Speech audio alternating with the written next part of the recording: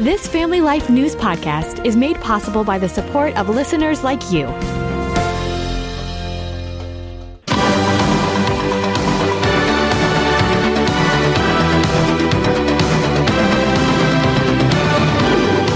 This is Capital Connection.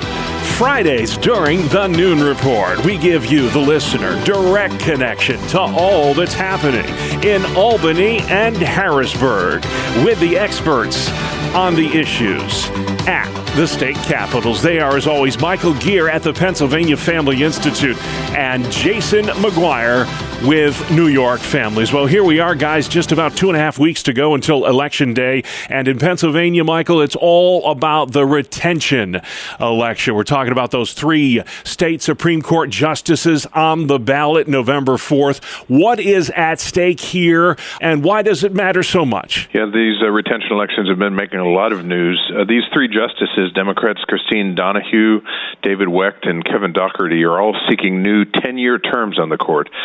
And for voters, a yes vote gives these justices another term. A no vote ends their tenure.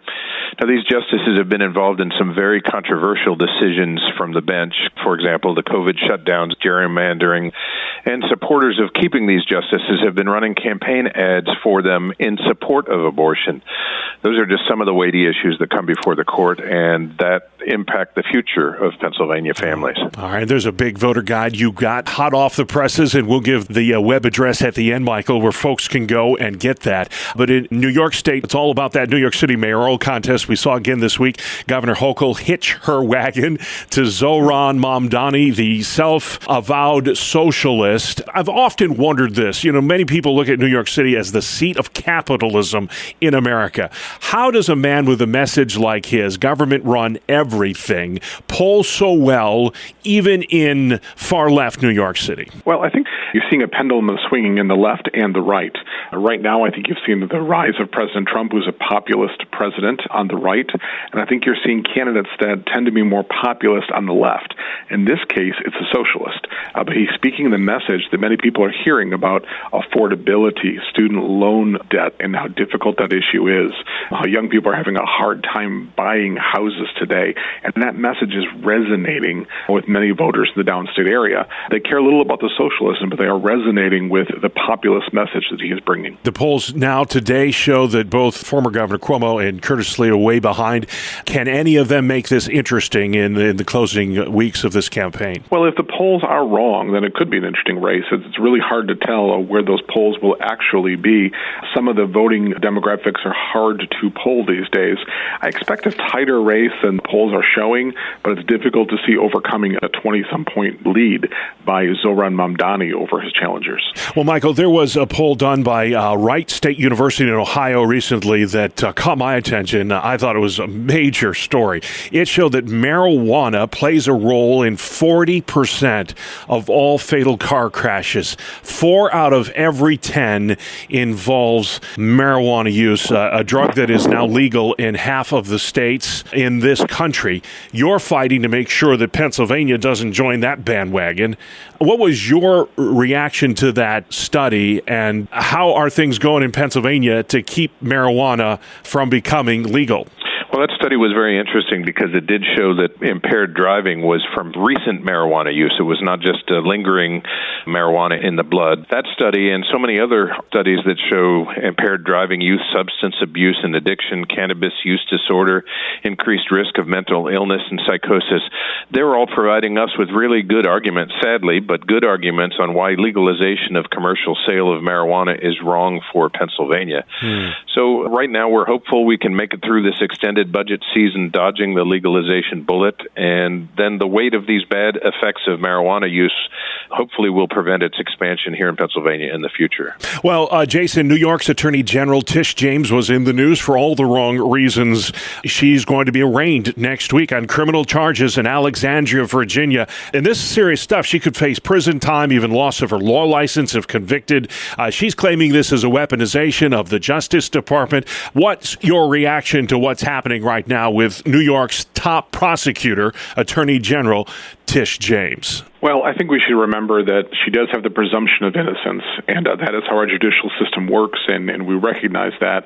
But the irony of the moment is not lost. You have an attorney general who has gone after her political enemies, really, and targeted them. She ran her entire campaign on how she would go after the Trump administration should President Trump win that election, and he did, and she has gone after him. And so now you're seeing that come full circle, and she's being bit by that. It's really become kind of a Rorschach test. You see those on the right that are praising it, those on the left that are denouncing it, and I think it says a lot about the political moment we're in, and that there's some tit-for-tat politics going on. Yeah. Well, gambling is an issue we discuss a lot on this program, and I mention it, Michael, because this is the time of year, fall, autumn, great time of year for sports fans. You got football season full swing now. You got the postseason baseball going on. Unfortunately, though, there's a lot of sports betting that goes along with that. How big of a problem is this in Pennsylvania, and what has been the net effect of legalized sports betting in the Commonwealth? Well, just listen to these statistics. In 2024, Pennsylvanians wagered over $8.4 billion, that's billion with a B, on legal sports betting here in the Commonwealth. And that resulted in losses totaling more than $500 million in those wages. So the online sports betting companies like DraftKings and FanDuel are making out like the bandits that they are, and those lost dollars often are missed mortgage payments or rent payments. But even more troubling, Bob, is the number of young people ensnared by the lure of sports gambling. The reports indicate that 3 out of 4 college students have gambled in the past year, with most of that from sports betting. And get this, individuals who gamble under the age of 21 are 4 times more likely to develop gambling problems later in life. Wow. And it's those young men that a lot of people are focused on. You read the fine print. If you have a gambling problem, call this number. It's like you can't even read it. You need a microscope to see it. Yeah. But Jason, it's so ingrained in our culture now. I was just joking with my wife. We're watching the Sunday football, and you can't even watch the pregame coverage without seeing the odds makers at work. It's part of the whole sports scene now. What is the allure in sports betting in particular, and why is it so dangerous? Well, I think it's like a lot of other vices that people find in their mobile devices these days, is there's an addictive nature to it because it is so available. There's an anonymity to it, and there's a dopamine effect. And so it's dangerous because you have particularly young men that are spending these funds that are becoming addicted now to gambling. That's only going to escalate. And you do see situations where people are gambling away their mortgage money, their grocery budgets, and things such as that.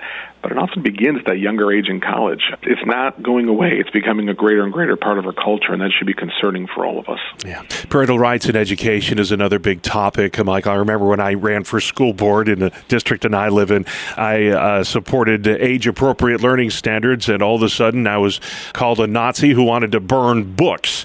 Where do pro-family forces get this false reputation that because they believe a kindergartner shouldn't be learning about transgender ideology, that somehow that's akin to Gestapo-like book-burning tactics? Yeah, I'm going to just say it simply bluntly, that there are groups like the Teachers Union and many other leftist organizations in this country that think that they should rule and reign over children rather than parents having the choice about how their children are going to be educated and what they're exposed to.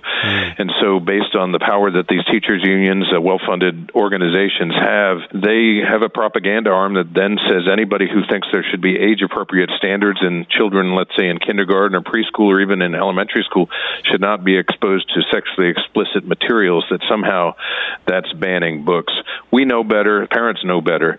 We provide those resources to help parents make the right choices for their children. And then finally, Jason, we would be remiss not to bring up the historicity of what we witnessed in the Middle East this week. Of course, winning the war and winning the peace are two different things entirely. There's a long way to go here, but are you optimistic that for the first time in a long time, we may be achieving a lasting peace in the Middle East? I'm not so sure that I am as optimistic as others are. I think we're beginning to see that already. Is there good things that have occurred here? Yes, there is. But unfortunately, there has been war in that region among those peoples for literally thousands of years.